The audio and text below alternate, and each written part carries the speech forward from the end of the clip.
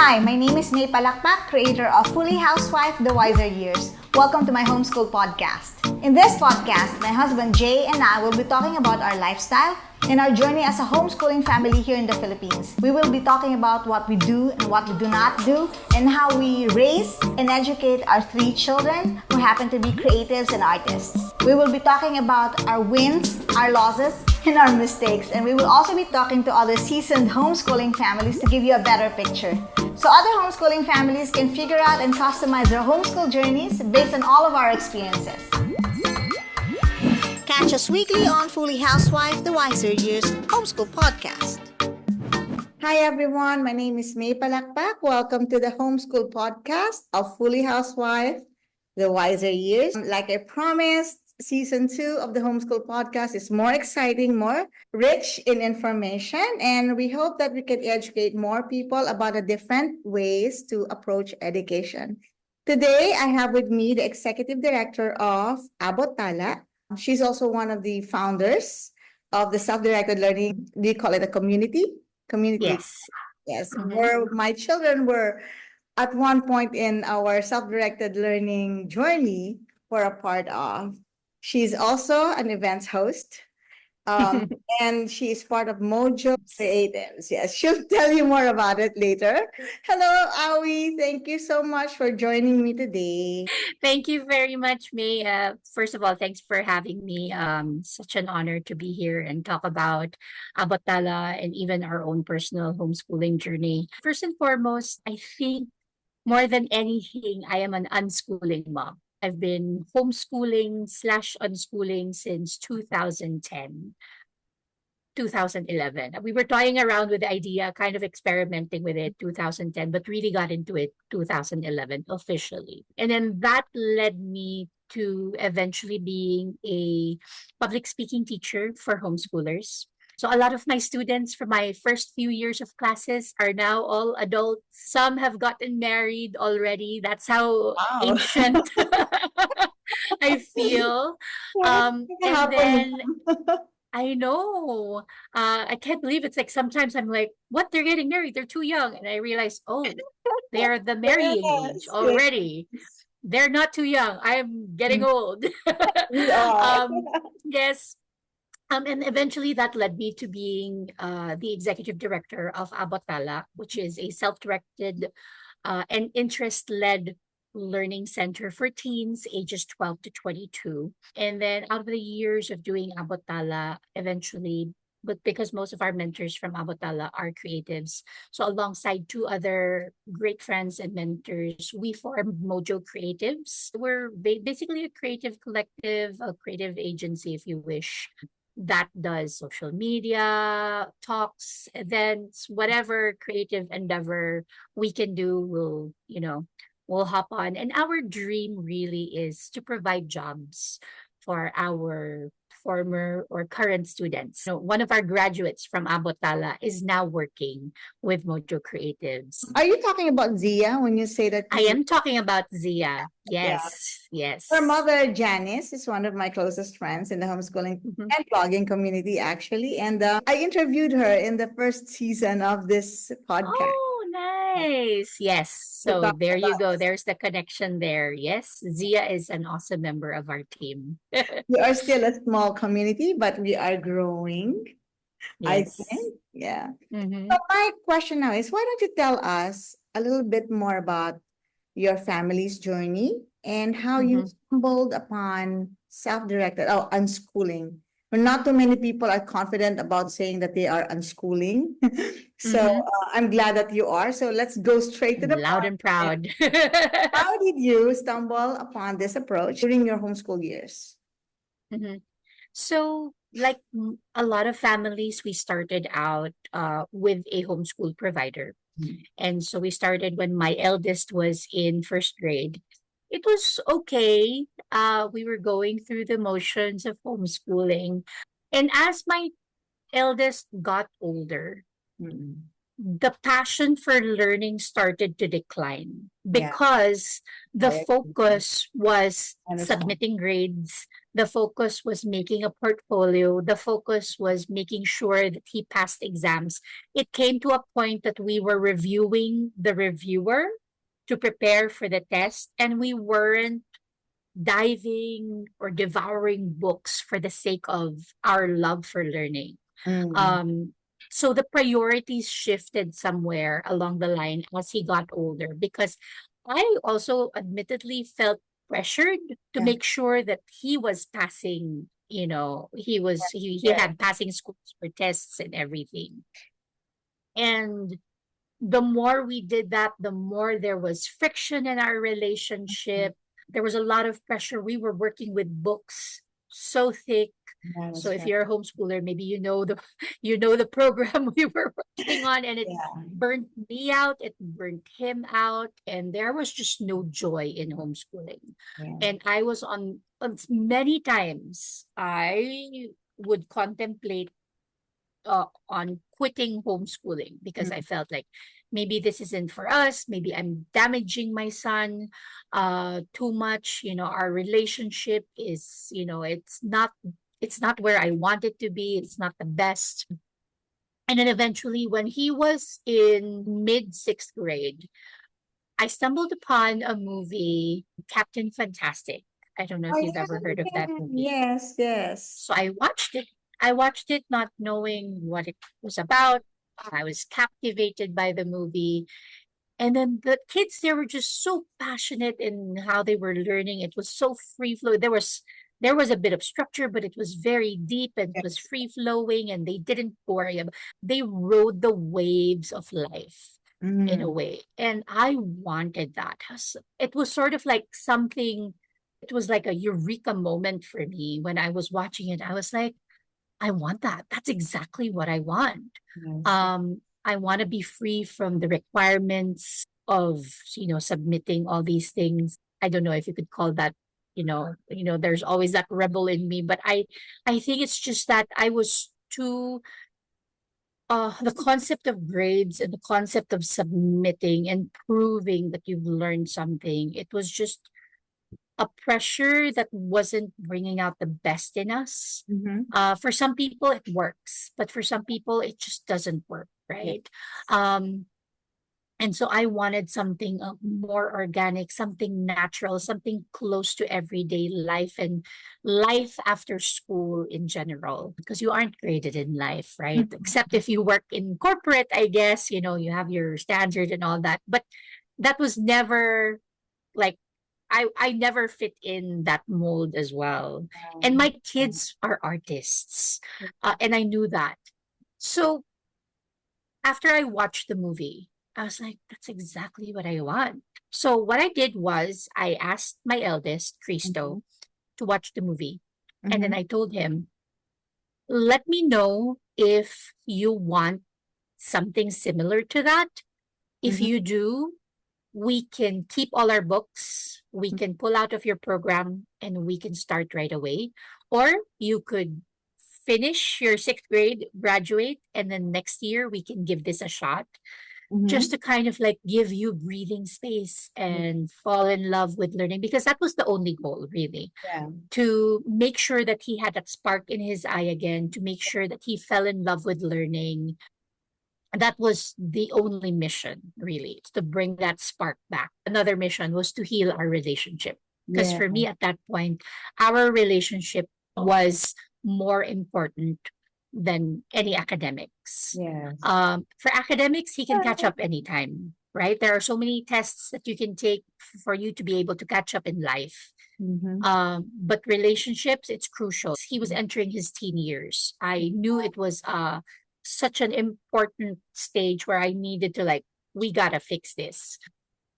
He watched the movie and Mm-hmm. he said, I want this. And I'm Okay. like, okay, the question now is, when do you want it? Do you want to graduate? And he's like, graduation is not important to me. I'm going to be in a room full of strangers. That's true. Like, so what if I don't graduate from grade school? I'm like, I'm cool with that. The next day, we shelved all our books. I pulled out of the program and we started our unschooling journey. And then I told him I am going, because I was a helicopter mom too. I Mm. was such a helicopter mom. I was a very strict helicopter mom, and I knew it was damaging him. So I knew I had to do something about myself first, more than anything, to heal the relationship, to make sure that I wouldn't damage him even more. Because Yeah. he used to be such a bubbly kid. He used to be such a, such a out there kid. And then as the years went on, I noticed that he would, really, like, he wouldn't open up anymore, or, um, when you ask him, what do you want? I don't know. What do you want to do? I don't know. It's always like, I don't know. And Mhm. then later on, I figured out why. I said, when we unschool, mom is going to step back. Mhm. I'm going to take your lead, because I was always in the lead.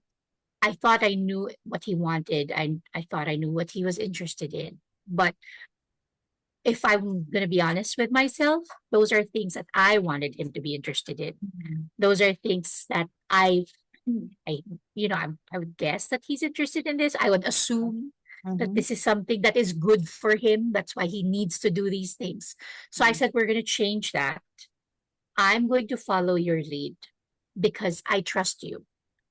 Because I want you to get to know yourself. I want you to get to know what makes you happy, what will make you interested in life again, what will bring what you're going to be passionate about again, etc.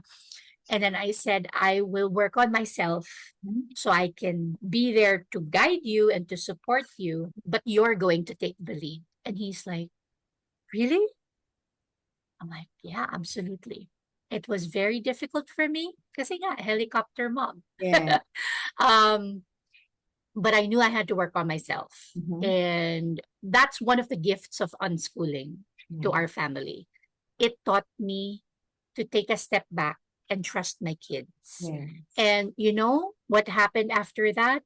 He would spend hours watching videos of how to draw.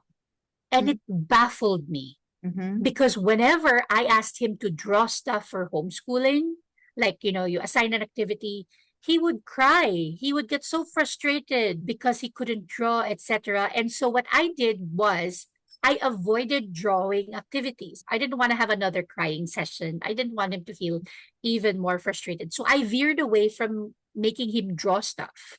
And one of the first thing he does when he unschools spends hours learning how to draw.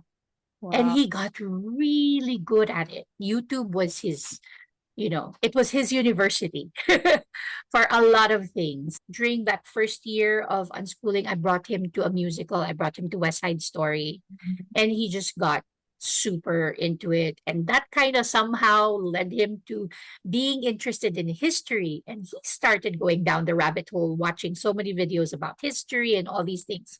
Again, history was not a subject that we delved on, or we didn't really put a lot of effort into our history Yeah. lessons because I wasn't much of a history buff. It was an area that I wasn't confident in. So Mhm. I didn't really dive into it.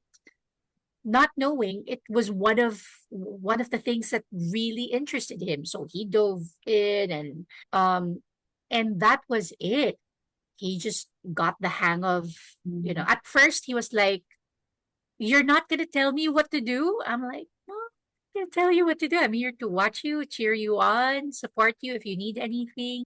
And slowly, that passion, that you could feel it, you could Yeah. see it. And I was like, I know you were there when somebody said that when we do unschooling, we're not doing our mandate, which is to teach our kids in the way they should go. So, what is your uh, stand on that? oh, that's a great question. Unschooling doesn't mean you stop being their parent. Unschooling means you, as a parent, you're giving them ample space Yeah. to discover who they are, Yes. to learn about themselves. And while they're doing that, you're watching and observing them, and you're learning and relearning them Mm-hmm. so that you can be the parent that they need in that season of their life. And, Yeah. so I'm there keeping a good watch of like, what do they like? What do they enjoy? What are the new things they're interested in? How can I support them? Do they want this? Do they want that? Instead of me dictating, this is the way you should go. Mm-hmm. Standing there beside them. Okay, kids, where do we go? Mm-hmm. Let's go together. Mm-hmm. Let's travel together. Let's journey, let's go on this journey together. And then you're still there as the parent to support them. All right. So basically, to answer your question, when it comes to, teaching them the way they should go, isn't that our mandate as parents? Absolutely. I 100% believe that. It's just that there are many ways of teaching children. And different families have different styles of teaching. It's just that in our family, my style of teaching, which I changed in our family to make things work better for us, is I don't tell them what to do and don't demand that they do what I tell them to do. Instead, I make them think of what they need to do. Mm-hmm. I make them think of options. I make them think of their decisions. I make them try out their decisions. And if they fail, I'm there to help them out, process and assess where did they make mistakes. How can they avoid making those mistakes in the future? I'm there to support them, to comfort them when they get hurt because of the decisions that they've made. And then hopefully, and then I'll be there to pray for them and be there for them. And they'll always know that in life, no matter where they are or how old they get, when they fall and they need some form of comfort, hopefully I'll still be around to do that for them. Or if not, obviously I will be teaching them ways to cope with these things when they're on their own. Right. So it's still a form of teaching. It's just a different method of teaching, which has worked wonders for our family. And of course, unschooling is really doing life with them. So you're teaching them in the most natural ways. So I think, that's one of the most common misconceptions of unschooling. It's like, okay, you guys are, you guys can do whatever you want. It's sort of like hands up. I'm not your parent anymore. I'm just here. You can do whatever you want. Absolutely not. Actually, it's even harder because you're not giving the cues. You're taking your cues from your kids. And of course, as you go along the journey, of course, the correction is still there. Like, hey, and then because because one of the things that really kind of like stood out to me that I didn't appreciate because I didn't want him to be like that was like when you ask him, and I mentioned this earlier, whenever I asked him before, what do you want to do? Where do you want to go? And his answer kept on being, I don't know. I don't know. And then I realized it was like another eureka moment for me where I was like, the reason why he kept saying, I don't know, is because even if I asked him, I wouldn't listen to his answer because whatever I wanted was what we were going to do. And if I were in his position, if you don't listen to the things I say, what's the point in me answering and telling you what I want and what I don't want if you're not going to listen to me anyway? The reason I realized that is because when we started unschooling and when I started asking them, what do you want to do? What do you want to learn? And he probably felt safe enough already to tell me, oh, I want to do this. Oh, I want to do that. Okay, let's do that. Okay, let's figure out how you can do this or how you can do that. And when I started listening to them and when I started trusting their decisions, it just changed. Like they would tell me and they would open up to me, not just my eldest, but even my youngest. One of the things that I really like the home unschooling really helped us with is decision making at an early age. Because I knew decision making is a very important skill in life. Because if you don't know how to make decisions for yourself, you're just going to follow the flow and you're just going to copy everybody else, right? And you're just going to listen to voices left and right, and you're just going to do whatever other people want you to do, and you lose yourself. So I felt because I'm I knew that was something that was very important to me. And so how can you expect them to be good decision makers in the future.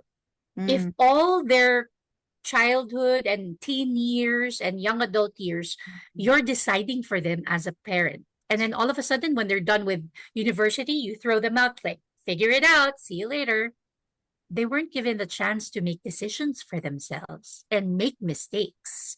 Um, so that's my role as a parent. Going back to your question, that's another role for me as a parent. When they are faced with a decision, we talk about it. Yeah. If you decide on this is what could possibly happen, Yeah. or this could possibly happen. You make a decision. Basic decisions from cutting their hair, what hairstyle they want, what Yeah. fashion, the tiny little things that matter, what they want to eat, where they want to go, all these things. And then eventually, teaching them that your decisions will have consequences if you don't make good decisions. Yes. And I don't stop them from making bad decisions. Mm. Because for me, it's okay for them to get hurt. It's okay for them to make mistakes because I learned best that way. Mhm. That when something happens to me in life, like, oh no, when I make a mistake, like, it really sticks. Sometimes you have to learn these things. And what's the best season to make some of these mistakes? When they're still at home, like they don't have bills to pay yet, and they, you know, I'm still there to support them. Okay, you got hurt. It's okay. You can cry. You can sulk in, for a bit in this feeling, but we'll get up, we'll move on, and then we'll try to again better next time. We'll try a different approach next time, etc. So it's really teaching them how to do life so that when I'm a morbid stand on parenting, my mindset is I'm preparing them for the day that I won't be around anymore. Oh, it's the same thing for me. The thing that comes to mind is also courage. Because it takes a lot of courage to go this route, to be honest. And in our society, Mm-hmm. it already takes a lot of courage just to homeschool because it seems that our society is so hard bound to the traditional classroom setup, to that idea that it's so difficult for many families to fathom unschooling, or even, even with homeschooling, but much more with unschooling, right? Mm-hmm. Mm-hmm. Was there ever a time when you felt fear? I mean, with the parenting, of course, I get it. It's your approach, it's your style, and I agree. My question is fear in terms of the standards of society. For example, going for career. Yeah. So for my eldest, he never really expressed interest in working in a job that required a degree. Mm. The things that he would toy with, the ideas he would toy with are careers that you can enter without a degree, which Yeah. is why for him, we have been confident that it's okay. And because we know that that is sort of like his inclination, there was a little less fear Mhm. when he was younger. Um, we were more courageous, but I'm not going to say that there was absolutely no fear. Of course, there's fear. And Mhm. I think even if my children went to a traditional school, I Mhm. would still have fear for their future as a parent. Yes. Whatever they're doing, because sending them to school isn't a guarantee that they're going to be a success in life, Yes. you know. So there was definitely fear. It's just that, again, what homeschooling taught me is, okay, trust them. Trust that they'll be able to figure out life. Also, one thing that I noticed, and I always look at my journey as well. I always reference my journey. I didn't do well in school. I know that I wasn't thriving in school. I was just surviving. If homeschooling was an option back in the day, I would have thrived as a homeschooler, Me especially in a too. self-directed and interest-led learning center. That would have been my jam. Yeah. I would have loved it. But the reason I bring that up is I was able to figure out life. Mm. And I can say that, uh, you know, there is success because I am doing the things that make me feel fulfilled and that I'm able to help other people. And that for me is already a success. Why do I look at myself? Because when I look at my children at this age, they're both smarter than I ever was. When I was their age, I wasn't that smart. I wasn't that True. equipped. I didn't get to practice a lot of decision making as a child, and yet here they are at these ages. So my kids are 19 and 12, and they're doing all of these things. They're well ahead of me. Like if you were to bring me back with me in a time machine and we were all friends, back if I were back in their age, they're well ahead of me in so many aspects. Knowing that, it gives me peace. They're going to be okay. And unschooling taught me that to trust them, to trust that they're going to be okay. And also the fact that I know that the Lord's hand is upon them Yeah. and they will be okay. And I just need to rely on that and I need to trust that and I just need to hang on to that truth that if I love my children this much, the Lord loves them even more. That's true. Yes, And I'm if holding on to that. That's right. absolutely. And just knowing that, I'm like, okay, it's not going to be a trouble-free life. It's not going to be a stumble-free life. They're going to get hurt. They're going to face a lot of, challenges, but that's okay. They're going to be okay. Would you say that unschooling is a calling? Do you believe that it's something that everybody should look into? Honestly, Yeah. I think it's a calling because you know why? If you're too conscious Yeah. of what other people are going to say about your kids and your decisions, you're going to keep doubting yourself. You're going to be miserable. Yeah. And you're not going to see and reap the benefits and beauty of unschooling. That's right. It's not for the faint of heart, It is. honestly. Yes. If you're like ultra controlling and you want things done to a T based on your list and your plan, unschooling is not for you because you really need to give your children the space to bloom and grow and get to know them and get to know themselves and support them, and you should be okay playing the support role. You should be okay playing the role of a cheerleader, their safety net when they make those big jumps in life and all that. So yeah, I honestly think it's not that easy.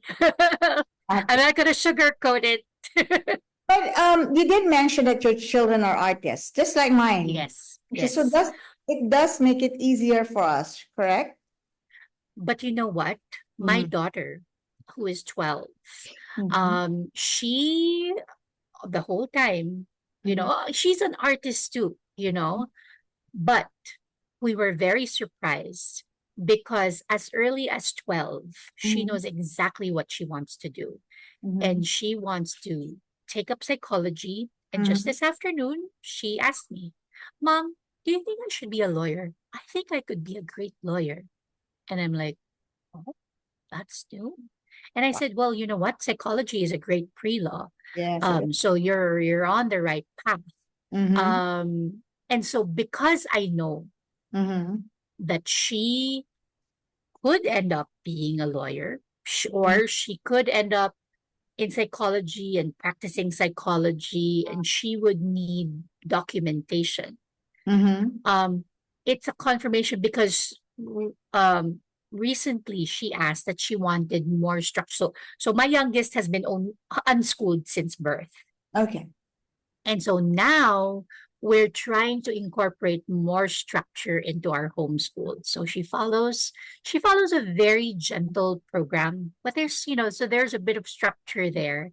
And then we know that she won't take the GED path because she wants to go to a brick and mortar senior high school. She already has a school in mind. Like she has things planned out for her life, very different from her kuya, very different from her brother. For her brother, it was like, let's see, let's take it 6 months or a year at a time, and then we'll see where Yeah. this goes.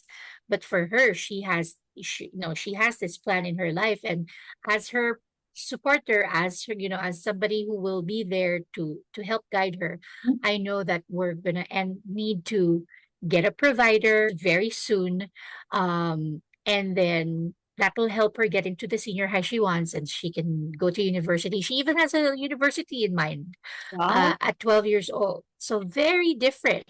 Mm, Same style of unschooling, mm. two totally different paths. And so I can't dictate to her, no, we're unschoolers. We need to stay like Yeah, this. yeah, It's yeah. again, we're I shifting. agree. And Yes. so we're slowly making that shift. My eldest is in college, so I'm done unschooling him. So now I'm focused on my daughter, and we're rerouting. And that's the beauty of homeschooling. In Yeah. whatever shape or form you're homeschooling, you need to be able to learn to change with the seasons of your children. I'm glad that you said all those things because now it's so clear that unschooling is not a path only because you cannot afford it. Because a lot of people they say, I'm going to unschool because or I'm going independent and doing unschooling, so we don't have to spend so much. And that is Mhm, one of, I think that's one of the things that one of the benefits of unschooling is that mhm, you allocate your funds towards where your children really want to go. correct. But it doesn't Yeah. really mean that it's cheap. No. It can be as No. affordable as you want it to be and flexible in funds. But this isn't for those na nagtitipid. Yeah, Yeah. it's not. Because if your child wants to get into a specific interest, you need Yeah. to spend on that interest. Yeah. Correct. Right? You're correct. It's just allocating funds differently. Yes. Other unschooling families, they will travel. Yeah. I love watching, there's this family on YouTube, the Norp, Mm. they're called Norp and South. Okay. They're the Norp family, Mhm. and they unschool and they travel all over the world. Is it like world Um, school? for a season, they were world schooling. Yes, for a Mm. season. But now I think they're just back in the US and just Mm. traveling around the US. And they would have seasons where they have a house and they're just there Ah, and it's just back. And then there's a season where they're back on the road in their RV and they're traveling, and it can be, and that obviously costs a lot of money, but they're unschooling. mm. So it Mm. really depends, and it's up to Yes, you how to correct. allocate your funds. There are some unschoolers. Um, some people think that just because you're an unschooler or a self-directed learner, you don't rely on other teachers anymore. No, Yeah. I know of unschoolers who have specific mentors and teachers for Mm. specific Mm. life skills and subjects. Like they have a math teacher here, they have an Yeah. art teacher there, or you could go to a place like Abot Tala, which is Yes. a self-directed Yes. learning center Mm. where teens get to decide what classes they want to take and what classes they want us to roll out for them, and they have their mentors as well, and that also costs, and Yeah. it works, because it's a supplement to whatever it is that they're doing. So yeah, it's not just because you're saving money. In Yeah. fact, maybe Yes. you're not saving money. uh Yes, for because some families here, they're not, yes, right? because if you really want to support your child, you want to give them the best. Yes, And most of absolutely. the time, the best costs. You were talking about your daughter earlier that Mhm, it's a totally different journey that mhm, she's now thinking about going to college, mhm, psychology, and so you now have to be flexible and adjust uh, mhm. your homeschooling towards that goal. Yes. But with Kristo, you said that he never had he was never interested in careers that require degree. Mhm. Does it mean that he was also not interested in any college program before? He went through a season Mm, where he was very firm that he was not going to go to college. okay, And that wasn't easy to take as a parent, that's right. because of judgment, because I was scared to be judged. Yes. But I didn't tell him that. Yes. My decision was, my stand was, if he says he's not going to college, I'm not going to force him to go to college. Because then I'd be wasting all our money and all the effort and everything. And he's just going to fly through college for the sake of satisfying me. And then he's going to do something else after college Yeah.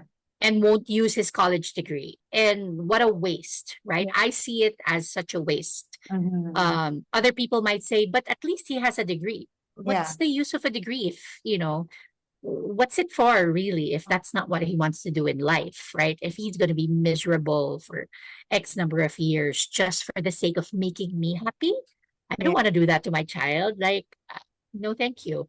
Um, so he went through a season where he didn't want to go to college, and he said, "Yeah, sure, absolutely. If you don't want to go, that's okay. If later on in life you want to go, you can always go back to college. Mhm. That's absolutely fine." And then he went through a season where he was very committed to the idea that he Mhm. wanted to be a barista. And Oh, I'm like, sure, you can be a barista. That's absolutely great. And then that's when we started talking. You know what's great about being a barista? You can also turn it into a business. yeah. It's not limited to you going into a cafe and being a barista. If Mhm. that's your jam, will Mm-mm. support you 100%.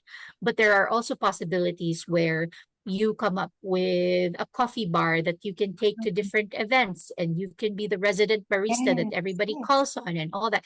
There are so many different possibilities. You can work at a hotel or wherever, whatever you so we I started looking into like specialty schools for learning how to Mhm. be a barista and all that.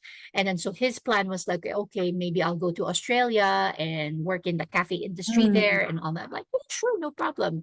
Mm-mm. Support you." And then it just happened. He was like, "Mom, I want to go to college." I'm like, "Okay, sure."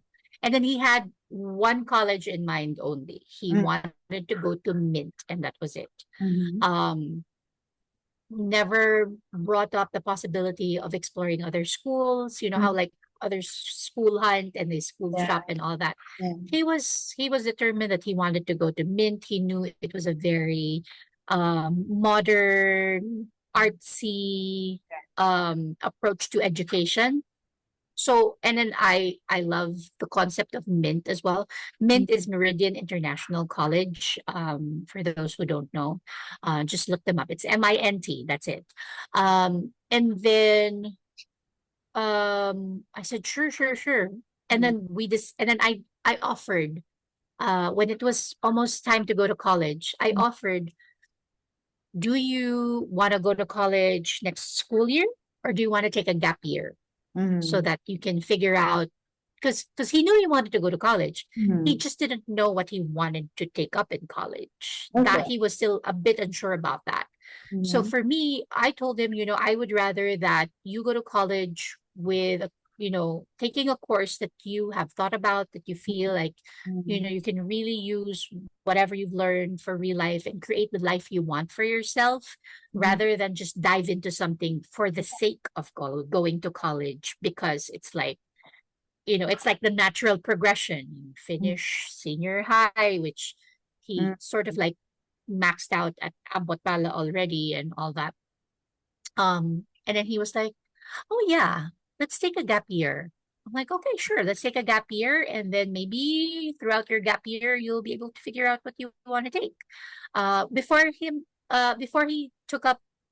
he took his gap year, he was toying with the idea of multimedia arts. Okay. So it was sort of like, Mhm. okay, that makes sense. That makes a lot of sense. And then we did a lot of things. We set out to do a lot of things during his gap year. First of all, is to take his GED and finish his GED test. So that's GED is your general education degree. It's a test given by the US. And Mhm. when you're done with the test, it's as if you graduated from high school and senior high. You also get a report card, you get a certificate saying that you're done with it. Universities will accept this as if you went to school. Yeah. Um, so that's one thing that we set out to do. Another thing was like to learn how to drive. Mm. And then another thing that he wanted to do was to start earning money. Yeah. And those are things that he eventually got into. The gap year surprises, he became part of a band. He plays professionally for an artist because Mm. he got to focus on his music during his gap year. Yeah. And then he started playing the bass professionally. They would gig and all that. So he started earning from that. And then eventually he started editing podcasts Wow. for a friend's company. Okay. And then, he started earning from that. And then he, took the GED and everything. The only thing that we weren't able to accomplish during the gap year was, him learning to drive because Wow. he feels like, I'll tell you when I'm ready, mom. Okay, I'll wait till you're ready. Okay.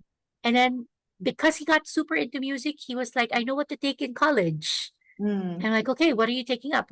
I want to take up music business management. I'm like, Mm. sure, go for it. And the music business management is an available course at Mint. And so going in, I remember his first day in college, I asked him, you sure? We were enrolled and everything.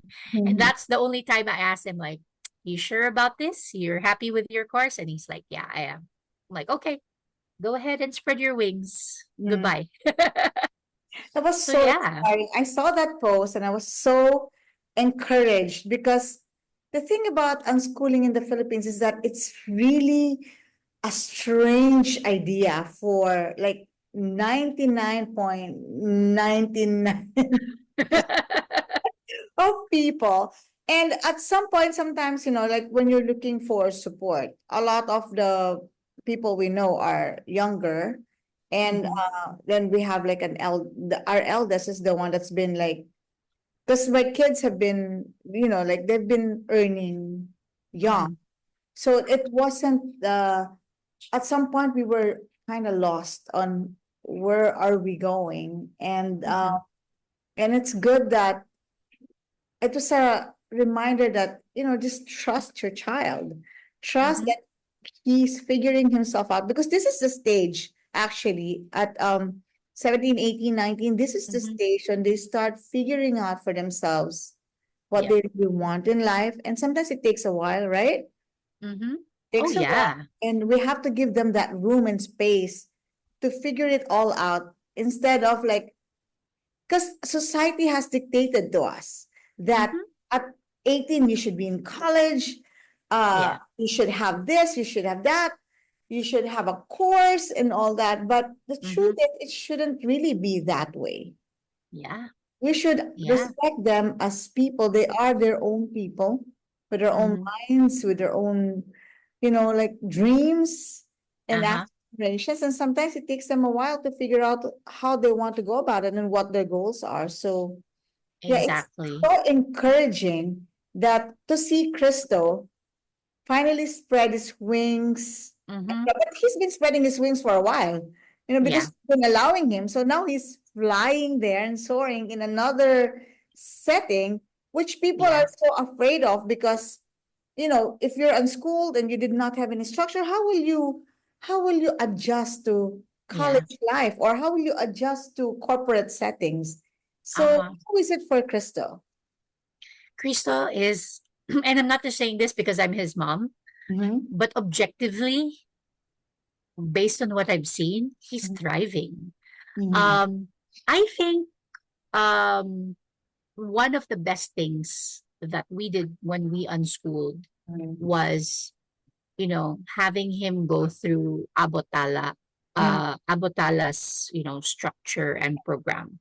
And I'm Mm-hmm. not saying that because I'm the executive director. I'm saying that objectively as a parent, it has been such a huge help because the structure of the classes at Mint and the structure of the classes at Abot Tala, they're pretty similar. Um, you have to show up for your, because at Abot Tala you pick your classes. Well, you don't do that at Mint. They pick the classes for you. But at Abot Tala, once you have a set of classes, you need to show up for your classes. You need to be there on time. As Yeah. mentors, we don't send out reminders like, hey, in 10 minutes we have class. It's like you need to show up for class. Mm-hmm. And then there are no books or whatsoever. You need to take down notes or whatsoever if you wish. I think that him going through that for several years prepared him. So it wasn't a huge shock for him uh to go to Mint, and then, you know, submitting what he needs to submit. I think there's even the ano the eagerness.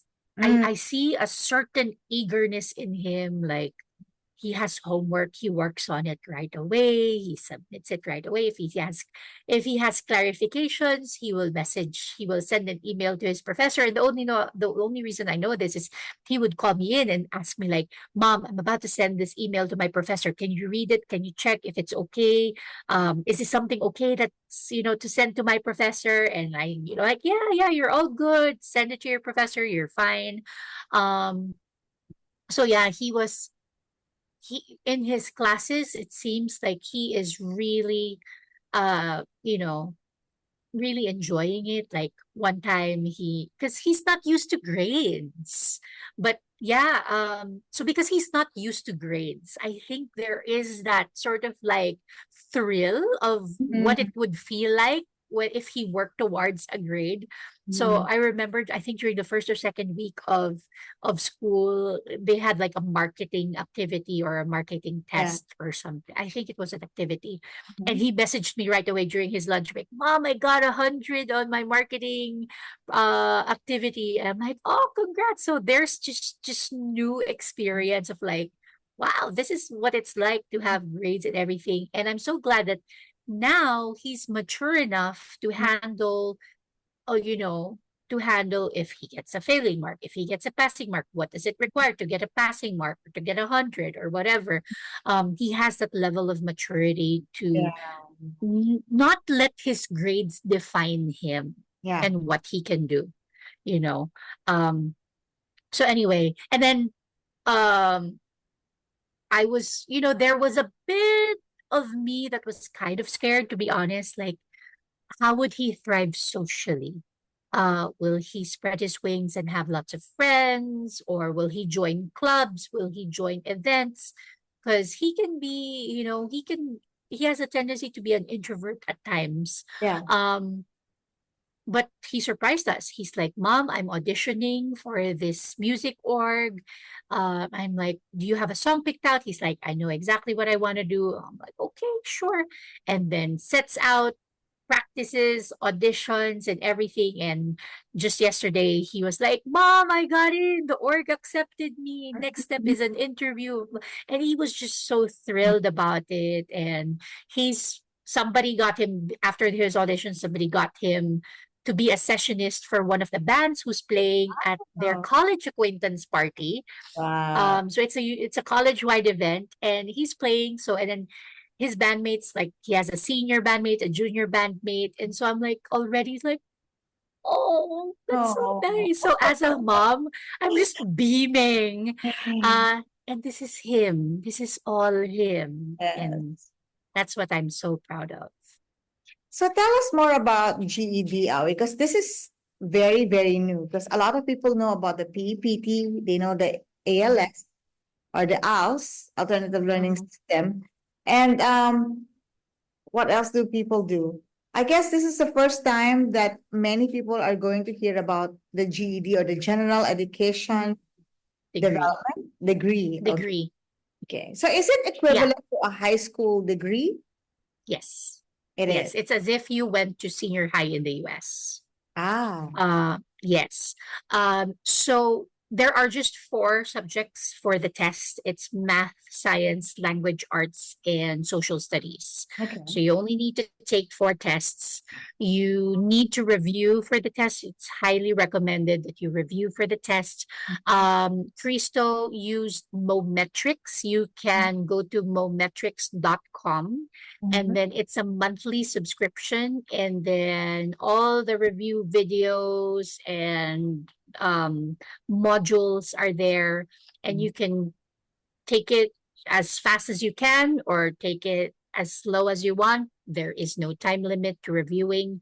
You just need to pay the monthly subscription. So if you're on a budget, obviously you have to cram everything in just a few months, but that for us was an educational expense that we were willing to like it's okay. Just review as long as you want until you come to a point where you're like, okay, I'm ready to take the test. And so what happens is you can either for the GED you can either take it all four subjects on the same day, or Mhm. you could spread it out. Yeah. And the approach that we did was he reviewed for one subject, Mhm. took a mock test. It's not called a mock test. It's sort of like, because you need to schedule. So the first thing you need to do is you need to register on GED.com. Yeah. Don't go through MissNet. MissNet is just the testing agency. It's just a They start. just, yeah, Yeah. they just roll out the test. Okay. But everything else is done through GED.com. Mhm. When we registered before he was 18, I think there was a certain requirement that they needed. I forget what requirement that was. It was a while back. Mhm. Um, so we didn't push through with that. We were like, oh, let's just wait till you're 18. Okay. When he was 18, we registered. There were no issues, no Mhm. requirements.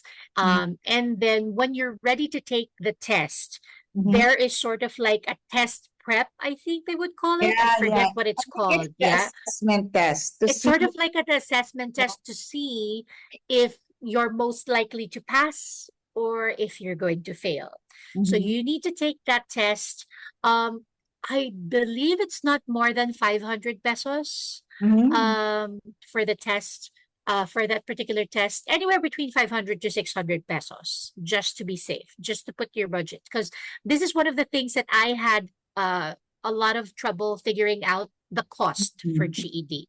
So let's start with reviewing. If you go via Mometrics, Mometrics is around 1,700 to 1,800 pesos a month. Okay. Um, and then the test prep that is a requirement to take the actual test is anywhere between 400 to 600 pesos. Mhm. So max mo na at 600. Mhm. And then once you pass the test prep, then you'll be eligible to schedule a test.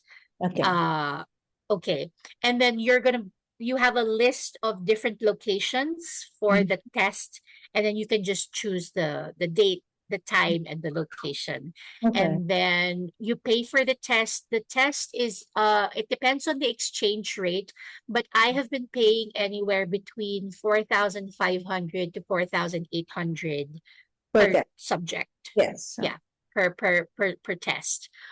So multiply all of those expenses, for each subject by 4. So once you get your test ready, once you have a schedule ready, you go to your testing center. For us, it was MissNet along Valera Street. They're amazing there. Um, there was one major boo-boo, Mm. which I will share to your listeners so that nobody makes the same mistake that we did. Mm. For his very first test, Mhm. there's a list on the website. You will see a list of IDs because you need to show identification for them to allow you to take the test. Okay. There were two categories of tests, Mm. IDs, primary IDs and secondary IDs. Mhm. And then he didn't have any of the primary IDs. So Okay. I was hoping, because there is a list of secondary IDs, Mhm. he could choose like 2 or 3 secondary IDs, and that would be enough. Like, here, we have 3 different identification cards under the secondary ID classification. Maybe you'll have him take the test. They didn't accept any of those. Oh. Um, because for them, the secondary IDs are not acceptable. Only the primary IDs are acceptable. Yeah. What Okay. one and then their biggest tip to us was just get a passport. The Mm. passport, you only need the passport, and that's it. That's all you need, and you can take the test. And you're good to go. It's a good thing that we got an appointment right away to get his passport. Mhm. Um, and so we But it's got a an ID after a it's a few good weeks. But tip. what happened to the money that I paid for that very first test? It's down the It's drain. gone. That's it. It was a very expensive Yes. mistake. Expensive lesson to learn, Exactly, expensive lesson. It was an expensive which lesson, all which my I now pass on to listeners everybody. yes, will now benefit from. You're welcome. I had to make a mistake, so you don't have to make that same mistake. So Yeah. I highly recommend just get a passport. It will, at least your kid has a passport already. Mm. It's absolutely worth it, and you will not have any issues with, taking the test. So anyway, once we had the ID, we showed up for the test, and then they verify his identification. Don't bother bringing a bag or, Mm. all these things, because they're gonna have you remove like even bracelets, Mm. um Okay, that's right. opens everything, your wallet, your phone. They have a locker there for everything. Um, and then you really just go into the room with just yourself. Each test, it depends on the test. There are tests that are 45 minutes long. There are tests that are 60 minutes long, tests that are 120 minutes long. It depends on the subject. Okay, Yeah. And then, like I mentioned, is yeah. it the whole day test for, let's say, English? Is it the whole day test? No, no, no. Like for us, we only went for like one subject at a time. So we were Yeah. in and out in like 2 to 3 hours. Okay. Yeah. Okay. Yeah, very fast. And then, like I mentioned, when it came to the results, we got the results at least 2 hours after the test. So if Yeah. you fail, let's say you failed the math test, you can retake the math You test. can retake. Yes. You just have to pay again. You did mention that it is as if you went to a US school, right? Yes. Do you Yeah. need to be American to be able to take the No. GED? Okay. No. That's We good. know a lot of people who are not Americans who were just able to take the test. It's absolutely okay. What else do you guys need to know about the GED? We have yet to receive ours because I have yet to apply for it. But you will receive from our friend who took the GED before us. They got a report card which you can Okay. submit to the Hi. school. Yeah, and Oh. then also a certificate. I don't know if it's a certificate or a diploma. I have yet to see it I can because take again, I it. have yet to apply for it.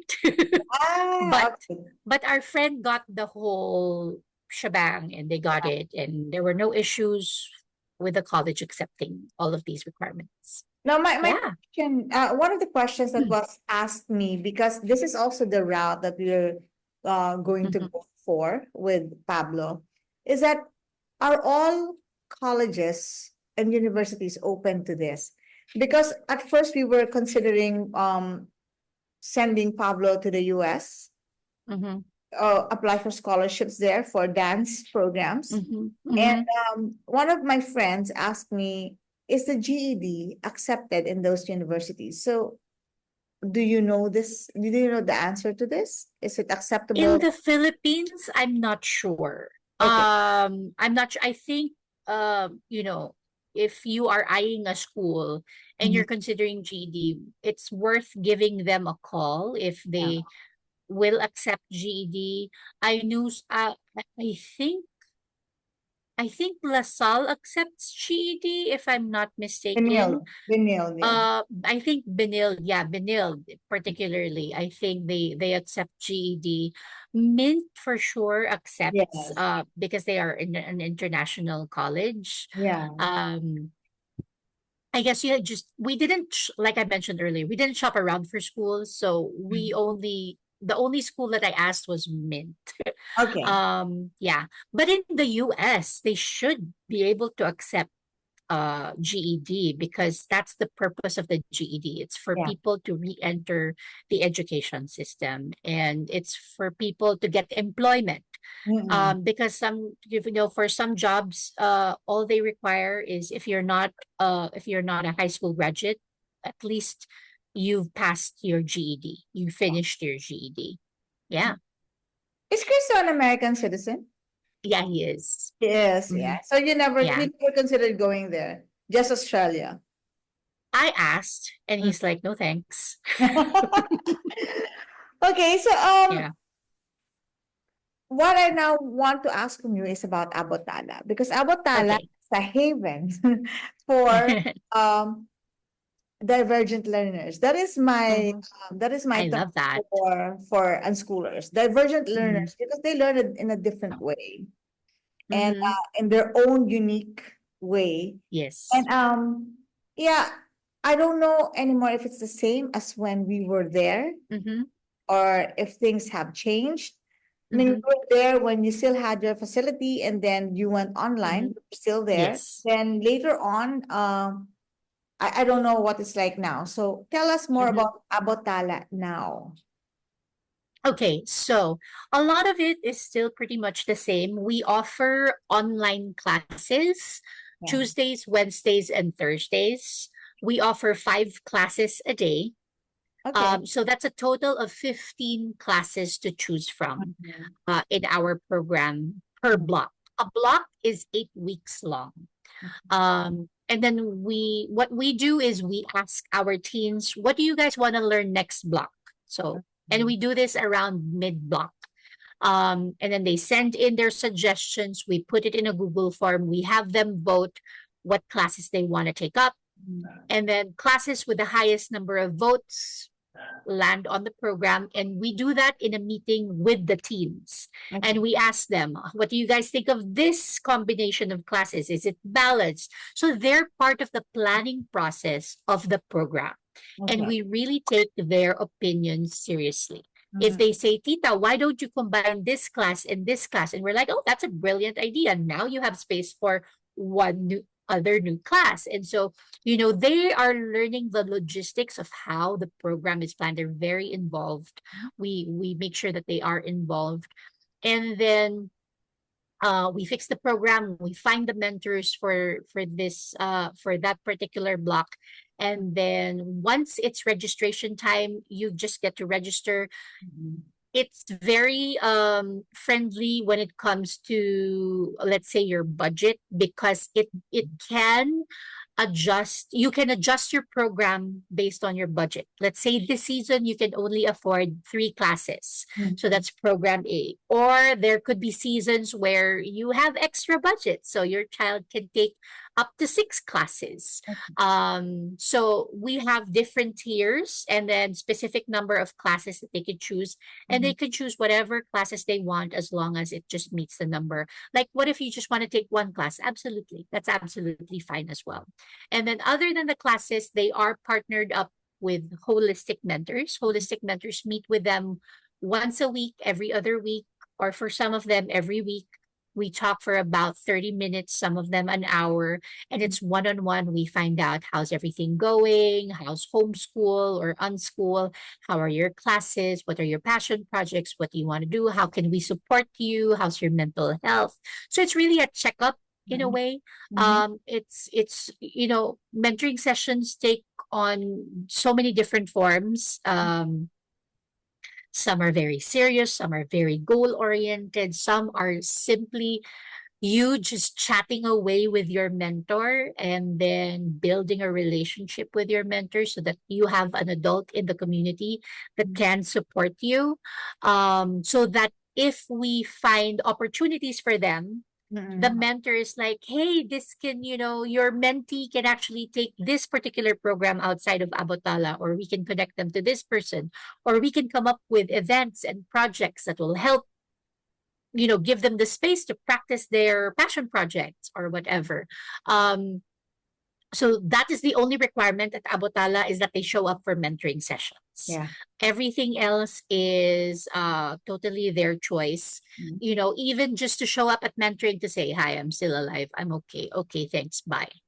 That's fine. You showed up, you connected for a minute. We'll take it. We'll take it. Maybe next session, you'll give us 2 minutes of your time. And we've seen it happen before. We've seen mentoring sessions that start out with just the teen showing their forehead. And then every mentoring session, the camera goes down. And by the end of the block, the mentor sees the face finally. We give them time. We give them space. We don't force them to Mhm. talk to us if they don't want to talk to us. We don't force them to make friends if they don't want to make friends. Um, Speaking of friends, other than our online classes, every other Monday we meet up for SDL Mondays, we call them.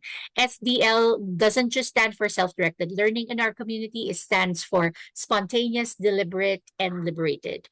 And so each Monday has a different theme. So let's say the first Monday is a spontaneous Monday, and we meet at a beautiful Airbnb, which has become our second home. It's called Sala Rustications Ah, in yes. My Quezon kids have City. been there. Yes, it's a true blue teen haven. They have board games, they have video games, they have card games.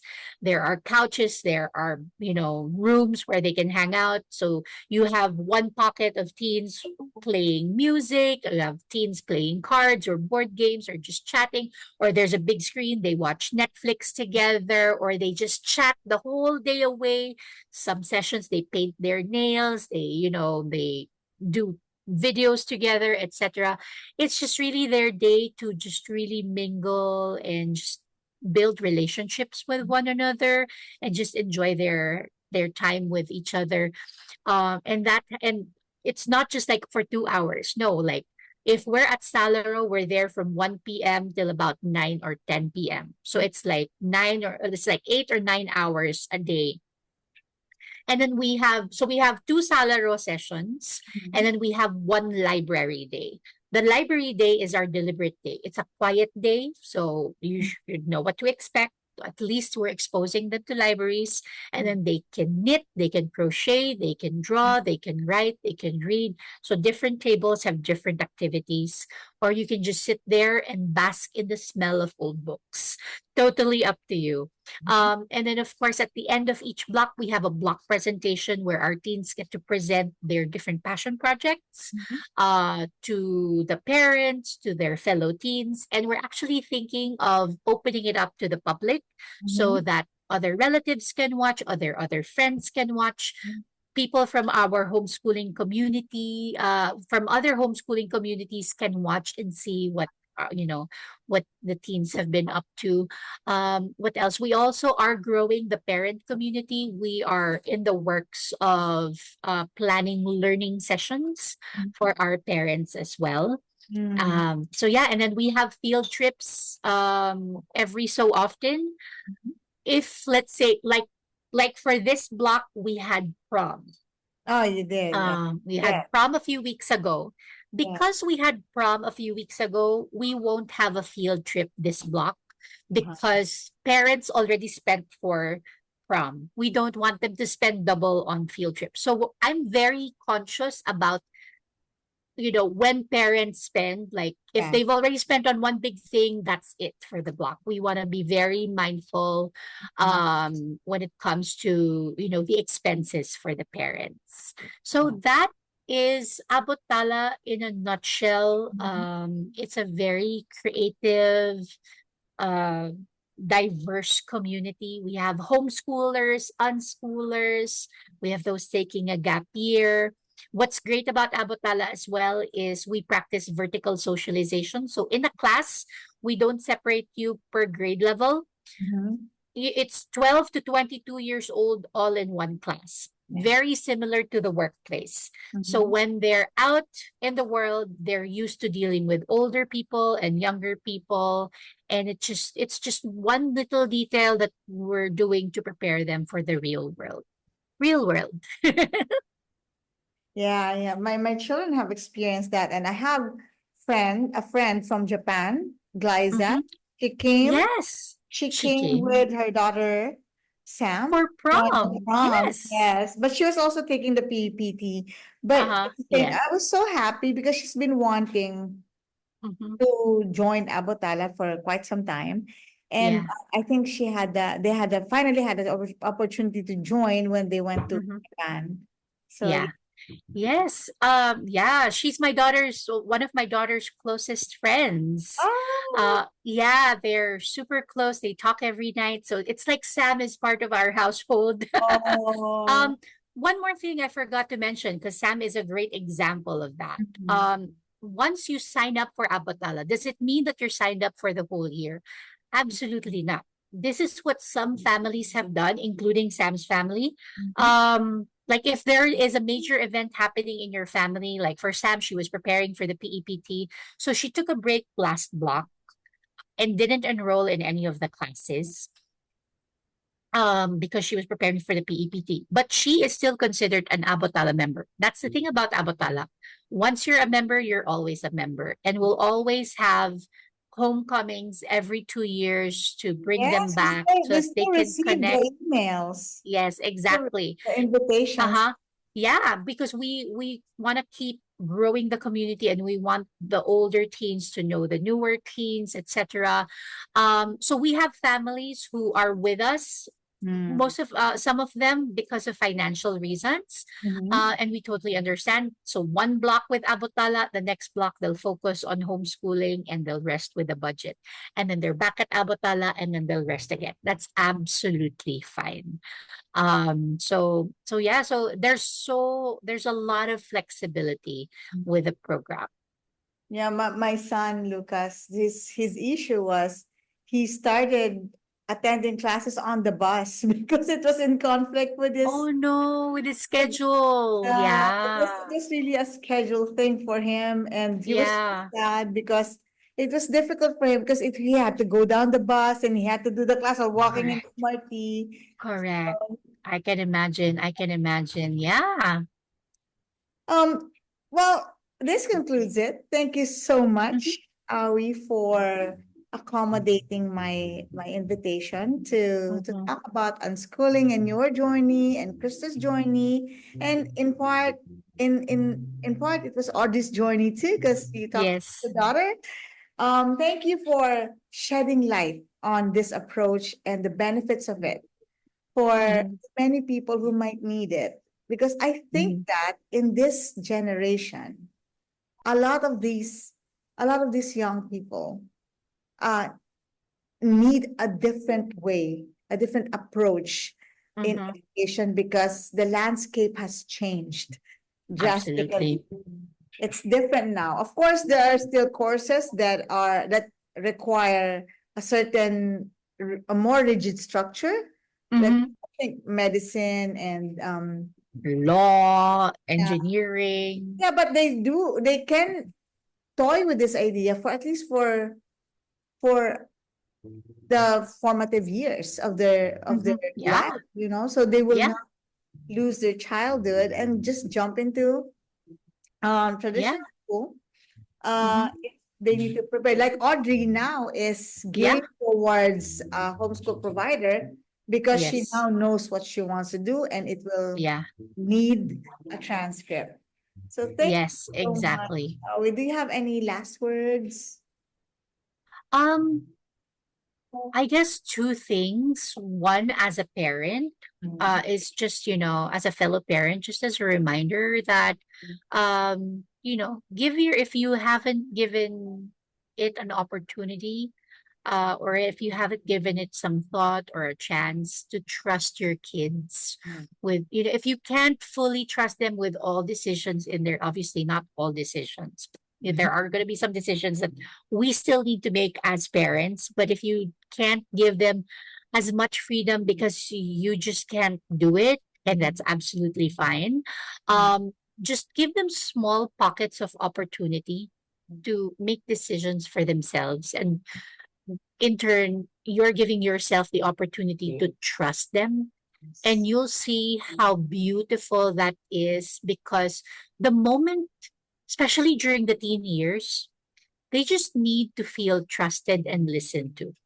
Mm. Because those are the blues of teenagers. You don't listen to me. You're not listening to what I'm saying. Or why can't you just trust me? Because these are they're on their way to being young adults. They have their thoughts and they want to experiment and they're trying all these different things. Mm. Um, so if they feel valued, if they feel trusted, if they feel that they're being listened to, if they feel that you are their safe space, Yes. watch how they bloom, watch how they, if you can't trust them, how Mm. can they trust themselves? Right? Mm. They need to learn that somewhere. And if you show it first, then that's going to give them the confidence to trust themselves. And when they trust themselves, the opportunities, oh my goodness, they're endless because they trust who they are. They trust that even if they make a mistake, you're not going to get up in their case and, make them feel small for making mistakes. Mm-hmm. They'll know that if they make mistakes, you're there to comfort them, to talk them through, to help them, to be there with them, to cry with them. Um, and then that's going to encourage them to learn from those mistakes and to make better choices in the future. Though just those, those simple things will help. And that's coming from the perspective of a parent who's been there and a mentor to a lot of teenagers. I have had hundreds of conversations, maybe even thousands at this point, of conversations with so many different teenagers. And if I could bottle up, the request, it's those things. They want people to listen to them and their trust people to trust them. And don't if you are um a parent of somebody who's not yet a teen, I just, these are the common things I hear. Don't be scared of the teen years. The teen years are beautiful. For me, it's my favorite stage. I prefer it over the toddler years, the years where they were children. The teen years are my favorite. They're beautiful. And I attribute that because I have been traveling alongside them. And because the relationship has healed, thankfully, because of this journey that we've been on. And then, of course, last but not the least, please do check out Abot Tala at abottala.com. You can find all of our information there. All the different kinds of classes that are so diverse, which are, yes, they were suggested by teens, but you will be surprised about the topics that they choose. They're very diverse. They're very, it's not just creative classes. You have a lot of academic classes as well, a lot of out of the box classes. Like right now, we have a fashion class and, cooking class and all sorts of these other classes. You can also check us out on social media, on Instagram and on Facebook. We are Abot Tala. Please do send us a message if you want any more information. We can set up a family meeting to see if this is a good fit for your family. Thank you very much, May, for giving me the So much. opportunity to share our story and share Abot Tala with everybody. We will have all those links in the show notes in this podcast, so everybody could just click the links and check out all these things that we talked about, all the resources. Thank you so Yes. much, Awi. You're welcome. Thank you very much. Thanks, guys.